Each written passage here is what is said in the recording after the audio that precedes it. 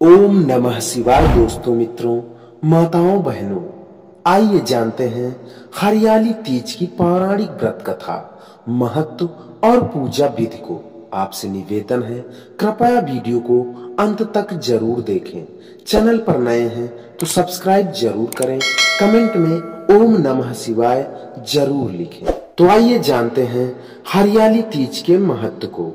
सनातन धर्म में हर त्योहार का अपना एक विशेष महत्व है। इन्हीं त्योहारों में से एक है हरियाली तीज, जो देश भर में मनाई जाती है।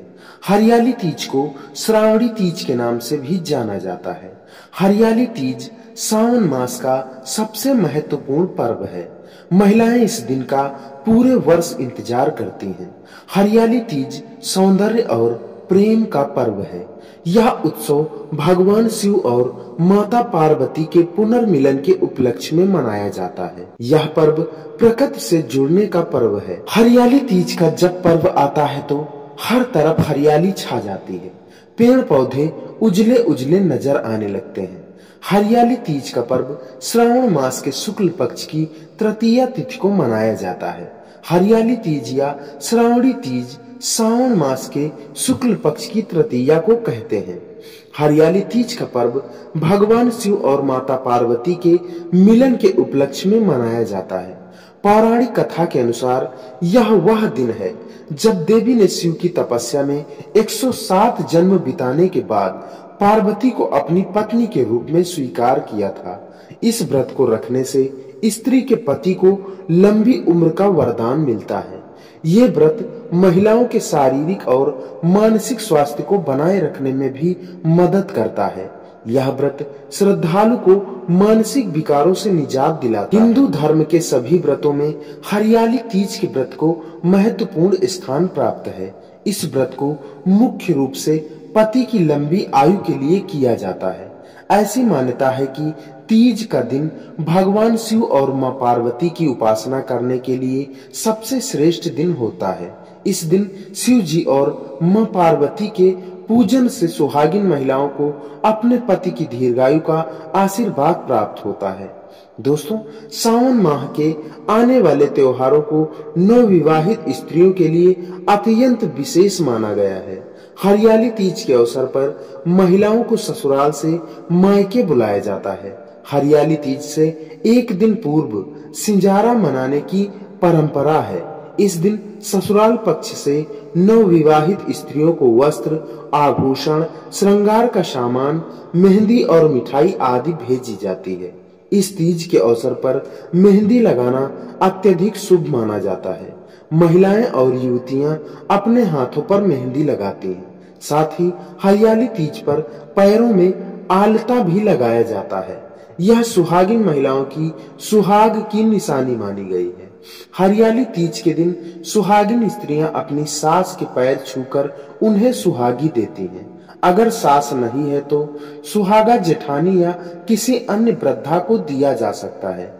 इस अवसर पर महिलाएं श्रृंगार और नए वस्त्र पहनकर श्रद्धा और भक्ति भाव से मां पार्वती की पूजा करती हैं। हरियाली तीज के दिन महिलाएं और कुंवारी कन्याएं खेत या बाग में झूले झूलती हैं और लोकगीत पर नृत्य करती हैं। आइए अब जानते हैं इसकी पूजा विधि को। हरियाली तीज के दिन साफ सफाई करके घर को तोरण और मंडप से सजाएं। एक चौकी पर मिट्टी में गंगा जल मिलाकर शिवलिंग, श्री गणेश, मां पार्वती और उनकी सखियों की प्रतिमा का निर्माण करें। सभी देवी देवताओं की मिट्टी की प्रतिमा बनाने के उपरांत सुहाग की समस्त सामग्री को एक थाली में एकत्रित करें और माता पार्वती को अर्पित करें। मां पार्वती के बाद भगवान शंकर को वस्त्र अर्पण करें।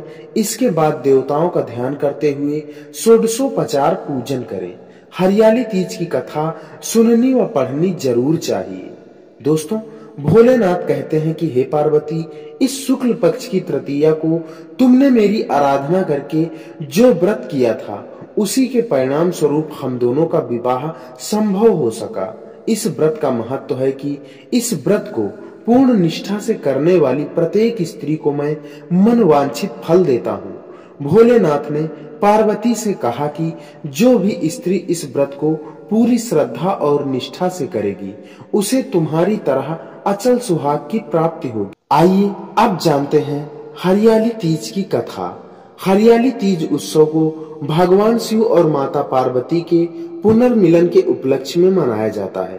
पौराणिक मान्यता के अनुसार माता पार्वती ने भगवान शिव को पति के रूप में पाने के लिए कठोर तप किया था। इस कड़ी तपस्या से माता पार्वती ने भगवान शिव को पति के रूप में प्राप्त किया।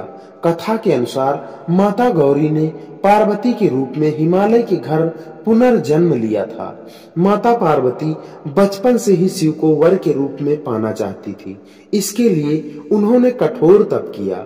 एक दिन नारद जी पहुंचे और हिमालय से कहा कि पार्वती के तप से प्रसन्न होकर भगवान विष्णु उनसे विवाह करना चाहते हैं। यह सुन हिमालय बहुत प्रसन्न हुए। दूसरी ओर नारद मुनि विष्णु जी के पास पहुंच गए और कहा कि हिमालय ने अपनी पुत्री पार्वती का विवाह आपसे कराने का निश्चय किया है। इस पर विष्णु जी ने सहमत दे दी।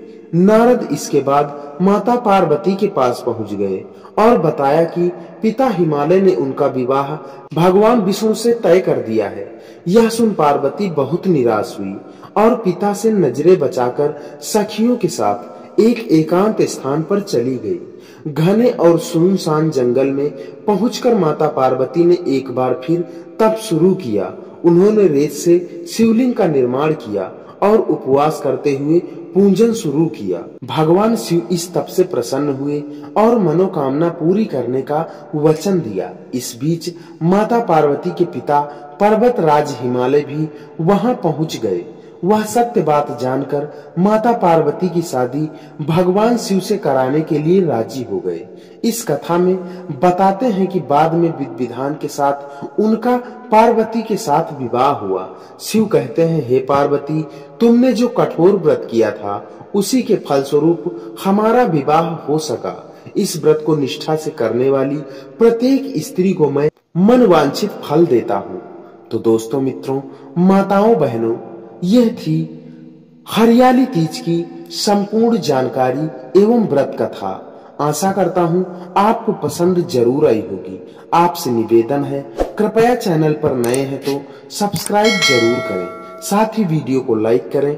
कमेंट बॉक्स में ओम नमः शिवाय, पार्वती पति हर हर महादेव जरूर लिखें। इससे आपकी कामनाएं भगवान शिव जरूर पूरी करेंगे। इसी के साथ विदा लेते हैं। मिलते हैं किसी नई कथा के साथ। तब तक के लिए ओम नमः शिवाय। जय श्री कृष्ण।